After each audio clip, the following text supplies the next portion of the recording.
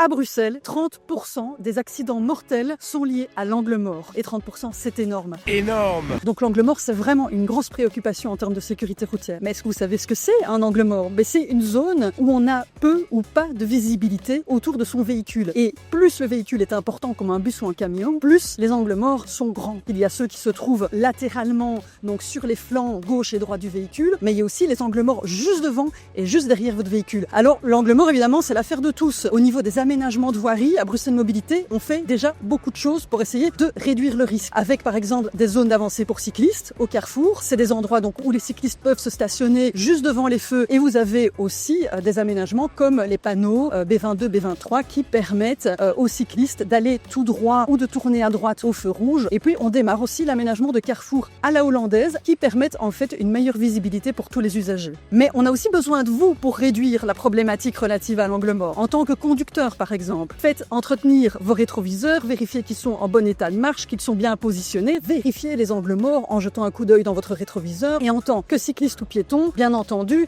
évitez les comportements risqués. Donc ne dépassez pas un bus ou un camion par la droite. Partez du principe qu'on ne vous a pas nécessairement vu et donc il faut parfois accrocher le regard du conducteur pour être certain qu'il va vous laisser le passage. Et puis ne vous stationnez pas ou ne traversez pas juste devant par exemple un bus ou un camion. Donc avec tous ces conseils, on espère vraiment pouvoir réduire la mortalité due à l'angle mort à Bruxelles.